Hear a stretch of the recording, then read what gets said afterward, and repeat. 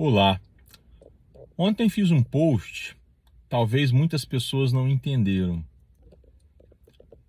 Pergunte ao terapeuta do seu filho, seu compromisso é com o autismo ou com a sua profissão, com a sua terapia, com a análise do comportamento, enfim. Por que digo isso?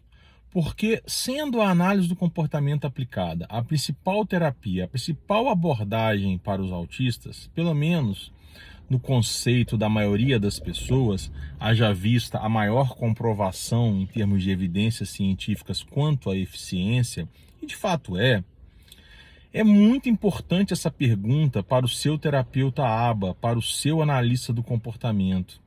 Haja vista que muitos analistas do comportamento fazem parte ou apoiam, por exemplo, a ABAI, uma associação internacional de análise do comportamento, que, de certa forma, coaduna com o tratamento de crianças autistas lá nos Estados Unidos por meio de choque elétrico. Sim, não sei se vocês sabem, mas nos dias de hoje, a ABAI recebe verba de uma empresa que utiliza choques elétricos para o tratamento de pessoas autistas, e eles são indignados com isso lá nos Estados Unidos. Há um movimento em torno disso, contrário a isso, indignado com isso, muito grande.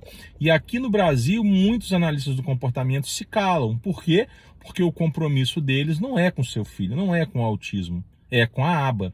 Outro exemplo, eles falam que não existe análise do comportamento sem coleta de dados. Vejam, coleta de dados é extremamente importante para o desenvolvimento da criança, para a eficiência, até mesmo para uma avaliação inicial ou avaliações periódicas, enfim, para N coisas. Mas essa ideia da coleta de dados, ela é muito mais importante na visão dos cientistas, porque é por meio delas, da coleta, que eles fazem as evidências científicas, que eles fortalecem as evidências científicas. Então, se você tem um terapeuta que está mais preocupado com coleta de dados do que seu filho se batendo, do que seu filho tendo um comportamento inadequado, se essas são as coordenadas que ele passa para ter, se esse é o comportamento dele, quer dizer que o compromisso dele é muito maior com a ABA do que com seu filho, do que com o autismo, percebam?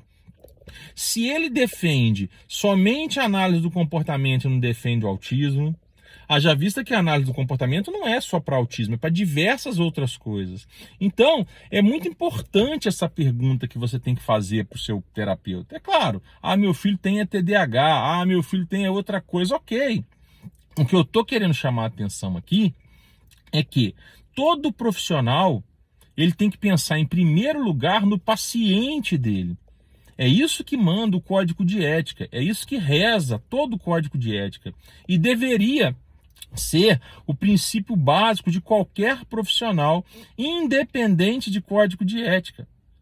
E aí é que mora essa pergunta. Se você tem terapeutas, uma equipe que não é preocupada com seu filho, não é preocupada com você, não é preocupada com o autismo, a ponto de conversar com outros profissionais, a ponto de reconhecer que ele não é especialista nessa área, que ele não é especialista no seu filho, que ele não está mais ajudando o seu filho, que ele tem que passar a bola, ou a ponto de reconhecer que às vezes seu filho precisa de menos ABA e mais um pouquinho de outras terapias, uma musicoterapia, uma ecoterapia, uma atividade física, ou às vezes uma terapia tradicional do fono, enfim.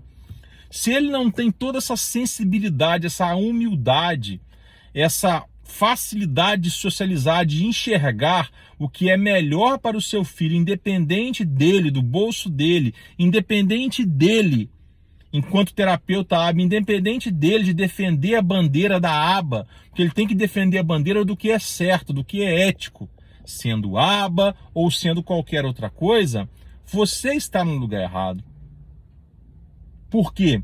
Porque você não está fazendo o que é melhor para o seu filho. Eu já expliquei várias vezes sobre essa questão das 40 horas de ABA, da carga horária que seu filho precisa. Já falei disso várias vezes, não é o propósito desse vídeo aqui. Mas fiquem atentos a isso. Conversem com diversos profissionais, peguem outras opiniões, inclusive levantem hipóteses e reflitam sobre as opiniões médicas também. Porque da mesma forma que existem terapeutas mal intencionados, também existem médicos e incompetentes também. Um abraço.